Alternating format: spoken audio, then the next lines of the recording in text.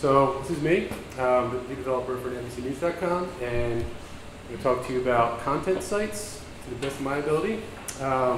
So the reason why, the big reason for this switch had to do with many different things, but we recently moved from an ASP.NET backend to using Node. So I could get into the whys on that, but it was mainly for, I guess, organizational kind of like workflow and just being able to be faster and make changes and really scale down our ops. So the first kind of foray into that was this preview site we launched, which was just the cover. This is a bit outdated, this screenshot, but this is the site right now. So I don't know, anyone else hear a news junkie, NBC News guy? No. So, however, believe it or not, we actually do have lots of traffic. So I'll prove to you right now there are people using this, even though I did not see a single hand in the room. But we're working on that. So right now there's 27,000 real-time users on the site, which boils down to about 300 million page views per month. So we're serving up a lot of content. And on this homepage, we've got like 130 some headlines on this. So we've got kind of a challenge there. And also things, it's great when editorial can come to us and we can test out new ways of changing this layout, right? So it started off as preview. We actually launched the new cover to www.nbcnews.com in mid-July. And we're now trying to move the rest of the site onto this new stack. So the stack, good segue on my part. We're just using some Express magic. We decided to go with Handlebars.js for the views and the templates. The reason for that is that we previously used a MVC framework that was built on top of a client-side MVC framework that was built on top of Handlebars. I won't mention that framework, but mainly because that's kind of what triggered this change for us. So we've got Express, Handlebars. We're using kind of like a custom-built cache service where we can just say, here's the cache key, and we're storing those cache keys in Redis. And it's kind of interesting. We came across using our data API, our news API. We basically just have like one server that sits there and hits this API as much as possible and shoves everything into Redis. It was a little bit of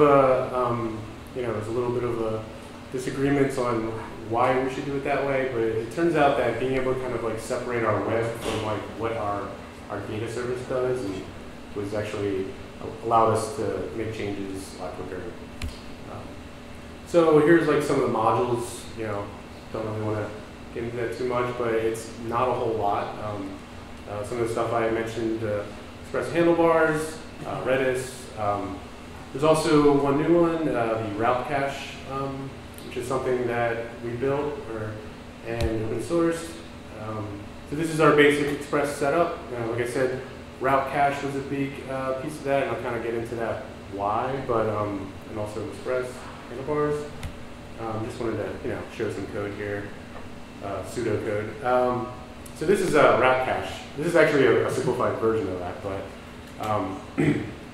so when each request comes in for, let's say, a cover or a section, like if you go to /tech on the site, basically what we're doing is just wrapping the Express's response.send, right? So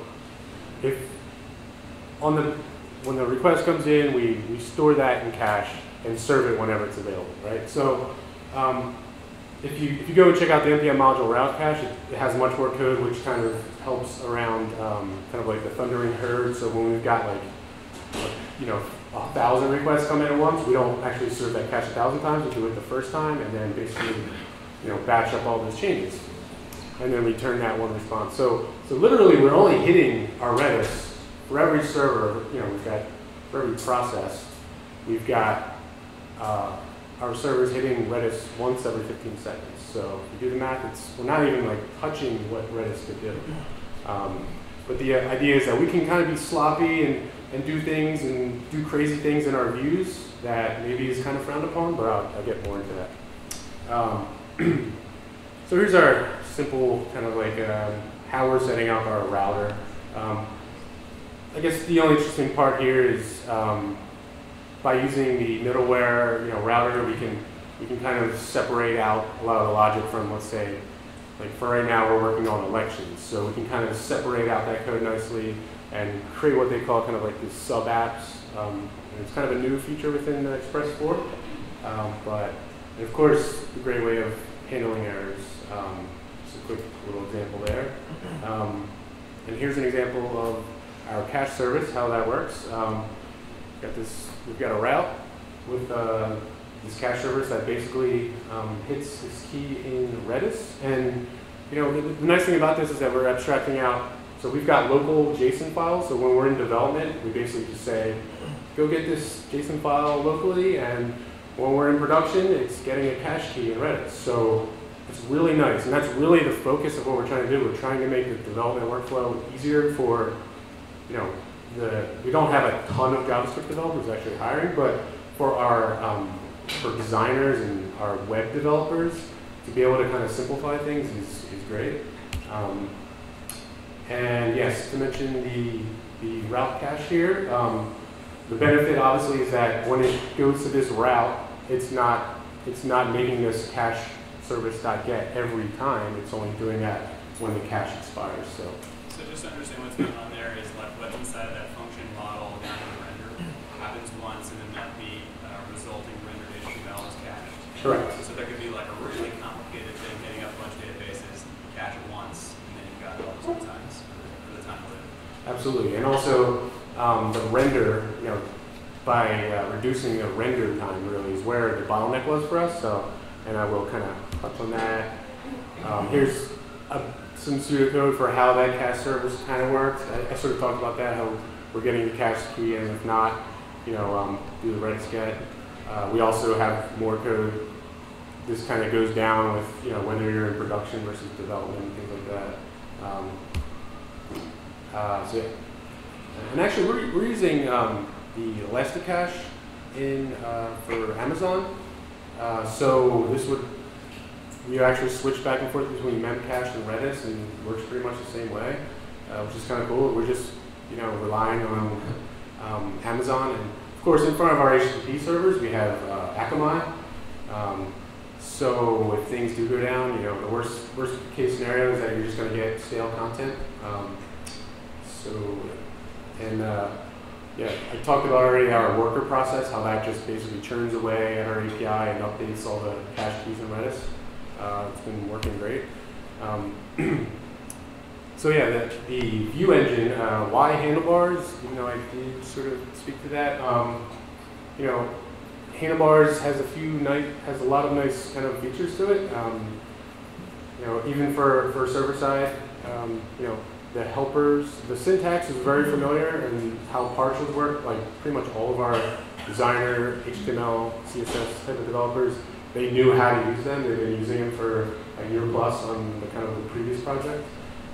So it just made a lot of sense, and it works pretty well. Now, so some of the cool the Handlebars helpers we've had to add on, and at the time I didn't really find this stuff, but actually Assemble actually uses a lot of these, and actually had no idea if they're very similar. This if equal, I think they have something very similar, but something you would never do client side, Handlebars is to have this like if equal helper, because it's doing a lot of checking, and it's probably crossing that line of just having too much logic in your templates or in your views. So this is something that a lot of frameworks say, yeah, well, stay away from doing that and just make the changes kind of on your data model, right? Well, that's kind of a pain, because when we've got a data API that we have to go and like negotiate that contract with, like someone has to incur that cost. It's a lot easier for us to just do that server side, and that was probably a big game changer for us, to to be able to, just say, look, just as long as the API returns this structure, we can manipulate and munge that data as much as we want, and not have a penalty hit at all. And it just makes it really simple too. I was actually really surprised. This is kind of a, this if equal. I'll get into that right here. So this is the actual helper. You can go check out my slides and play around with this. But like I said, the assemble project, assemble.io, I believe it is, has a ton of handlebars, like helpers that are meant for server side. So a cool way that you use this is, if the story, if we were trying to load a story and its type is of photo, then we can say, oh, render this partial. Like I said, we wouldn't do this if this was client side, but just the fact that we can render this stuff and not have much of a penalty on it, and also this, we can also do like if equal of multiple types. So we're passing in this kind of double pipe delimited list of possible values, and works really well. Developers and designers can even get in there and start playing with this stuff and be super productive. You don't have to be a JavaScript developer to do this stuff. Here's another one. We had a sort of to tackle the responsive image problem that we have. So we have this API service that we need to just basically craft the image URL, and that is also just a server-side helper. And we can do things like, iterate through a list and just populate these image URLs. So the other thing here is we're actually lazy loading all the image URLs. So you can see that we have a data original attribute, and then after the page document complete is fired, we then swap out that data original attribute with the source attribute, and everything loads. That's a big kind of performance boost for our start render times, which was a big goal of this project. So why use Node with content sites? Why do kind of all this stuff? Server-side rendering of, it's basically comes down to it's the right tool for the job, really. And this is actually coming from a code school slide that I found about like when not to use client-side JavaScript. And it was kind of funny. It was like, wow. So not to get too much into history, but back in February we launched a site that was using a client-side VC framework, and it didn't work out so well. The framework was amazing, like what it was able to do. We used Ember, so it's an awesome framework. It allowed us to do a lot of things. It just was not a good fit for a content site, and the team sort of fell into that trap of, wow, look at this awesome framework. We can make this happen, and we pulled it off. We launched the thing in a way that was kind of like this big reveal, and then traffic took a major hit. And after looking at things like web page tests and finally figuring out why, we had to move fast. So now the Neil deGrasse Tyson, right? This is science. So using the route cache and also the express view cache, kind of got some metrics here. This is on my local machine, so I'm sort of taking out all the network latency stuff. But to render that pretty large cover, these are some numbers we had. When I first started digging into this, I was like, whoa, only 12 requests per second with view cache off, right? So this is like in dev mode, and of course no route cache. Turning on the view cache basically stops Express from having to go to disk constantly. So that gave us a little boost, but not much. So once we implemented, the route cache at 15 seconds, we're able to get over 500 requests per second. So that was pretty huge. And to be honest with you, we could probably get away, like you could still have a first byte of our content site with a pretty good one, like 200 milliseconds. If, in the way we're scaling on Akamai and all those things, we could have got away with 50, 60 requests per second, no problem, and ops probably would have been fine with that, because that's basically what the ASP.NET application does.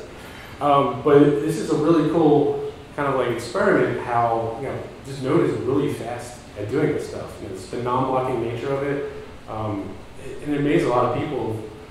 Ops started out with like 20 servers, and they're like, we hope that it can handle it. And they're like, these servers aren't doing anything. Like, are they even running? Right? And because they're just serving up requests, like nobody's business, serving up cache, hitting Redis once every 15 seconds. So they went from like 30 or 20 servers, finally kind of calming down after we launched. I think we're using like 4 or 5, kind of like sliding 5 or 6 out whenever we need. But I mean, they were happy. At first they were kind of, we were pushing this on ops a lot, and there was a lot of kind of back and forth, and they were more of a, they're more of a Microsoft type of, because MSNBC sort of merged, or stepped away from Microsoft, and so the transition has been tough. There's a lot of like, a lot of change going on at NBC News, so, but this made everyone super happy. And I've heard this same kind of like theme, like moving from Ruby to Node. We've scaled from 60 servers on Heroku down to like 4, and all this craziness. I don't think it's necessarily magical. It's just you build your apps different because of the nature of the non-blocking of Node. So here's like the huge payoff. So this is right after we launched Preview. So we went from an 8.8 second start render time to a 1.3 seconds. So as of right now, out of all the large news sites, we went from being like the slowest to the fastest in a couple months, which is cool.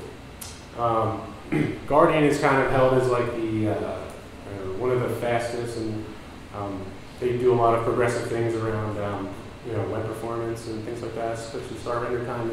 So they're constantly kind of like getting better, but we're still working on it. A lot of the challenges are around ads and analytics and just all the third-party stuff that gets loaded. But trying to negotiate, because everyone wants to be first. Everyone wants to be loaded in the head, which is totally ridiculous. Don't let anyone ever tell you that.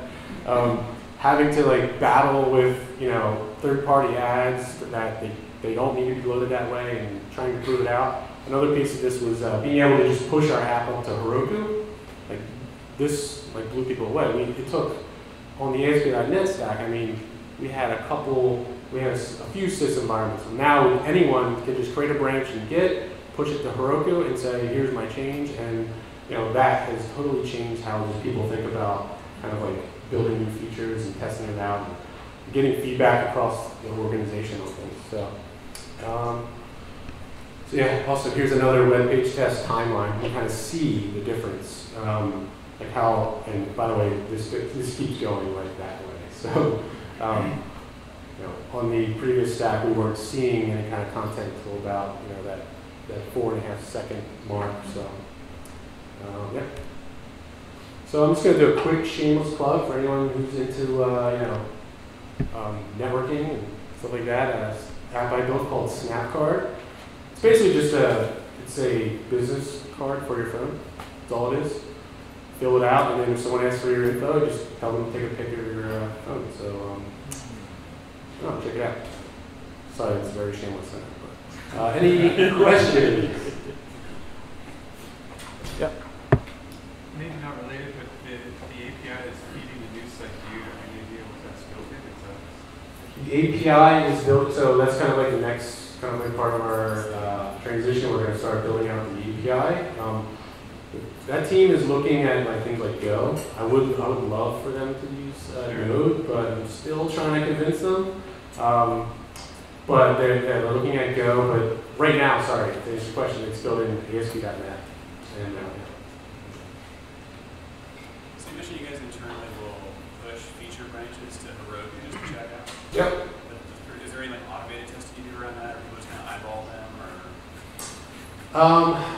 Yeah, well, we have some kind of like smoke tests we run, like integration tests really, that we can run locally. But when we Yeah, so when we use CodeShip as well, so when we push something to master or our feature branch, it also gets built on CodeShip, and we've got a handful of integration tests that kind of make sure that none of our templates are crashing.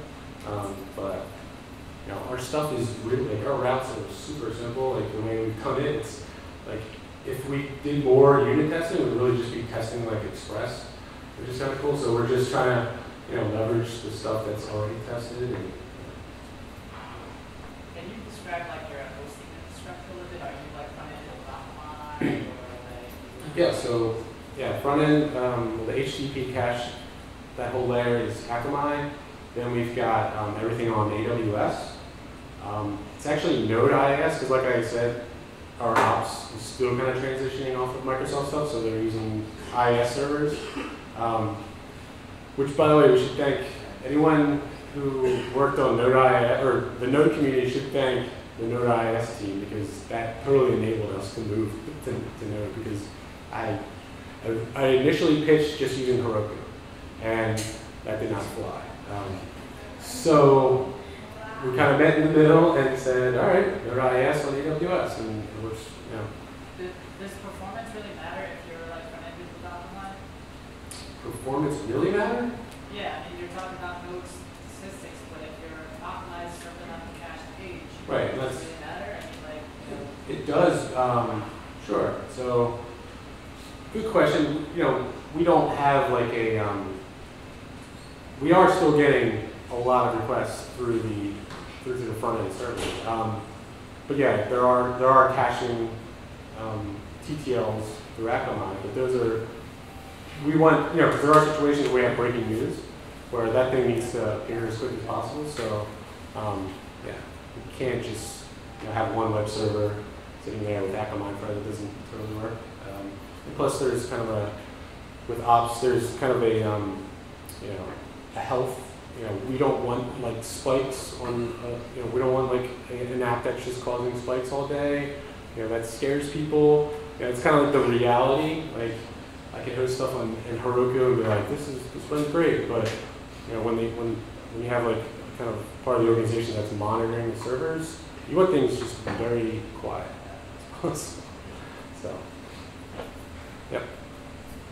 About caching, you guys have to handle pages that contain 100% static data and maybe just 10 or less dynamic content. For example, let's say a page has behind the scenes post, and that's a value that's not static. So everything, I mean, we have some, the reality is, yeah, we do have some things that are rendered client-side. We're using Mustache. I'm sorry, we're using Handlebars now on certain things that are updated, like the local news section. So that's getting pulled from an API, so that renders after the page loads. But really just, and the only reason is really because a user can go in and change their zip and things like that. But that's really pretty much it. You know, it's in news sites, content sites are not like interactive. So, you know, The interactivity is one aspect of it. right. But dynamic content is another aspect. Sure. So in order to take advantage of the route caching, the assumption is that your content has to be 100% static and not even a single bit of dynamic. Well, no. So if I'm going to our cover, I mean, the cache is constantly updating, right? So as the TTL on our cache expires, it's getting new content. So there's a TTL on the route cache itself. It's really just to stop, you know, so that render time, because of all these helpers we're using and kind of building, I mean, we have probably 50, 60 partials that we're using on that cover. To render all that is not instant, so we need something there to kind of throttle that and you know, keep serving up pages quickly without, you know, pegging the processor or the CPU, stuff like that. Yes. In front of, you mentioned the breaking news piece. So request comes in, it's breaking news, and it passes to Akamai. are you going straight to the node server, or is there HA proxy or anything actually something sitting in front to handle the load? No, it's going right to the Straight to it. So are you doing anything for load balancing? Oh yeah, so we were using the, and this is a bit more on the outside, right? But they're using the Amazon load balancer across the 5 servers that we have. Some because some of the cache is local, is that just for development? I'm thinking about scaling failover. Where does that cache? Is it distributed? There is a local like app cache, but in development we're using just the static files. So yeah, so it's first populating the, it's constantly accessing the, on every request it's got to access the local or the in-memory cache. And then that, Per server. per process, yeah. So we've got like 8 processes per server. So the cache is not shared.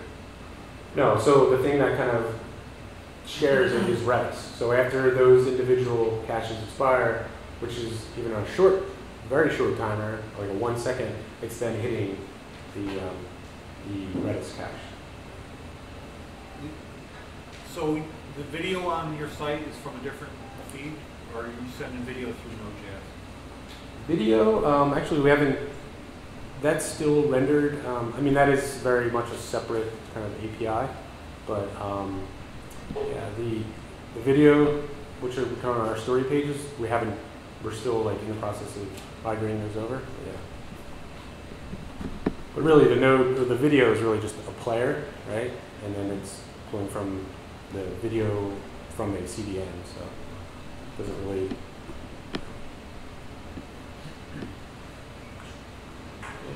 Yep. Do you guys have to watch memory usage to load the Yeah, I mean, we do, but the instances we have like some of the videos are not in memory, and it's not even like an issue.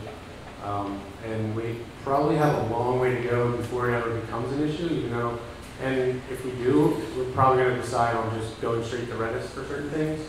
So we kind of have like this balancing act of using local, the in-memory cache, and refreshing that with the Redis cache whenever. So. Cool. Let's give it up for Brad.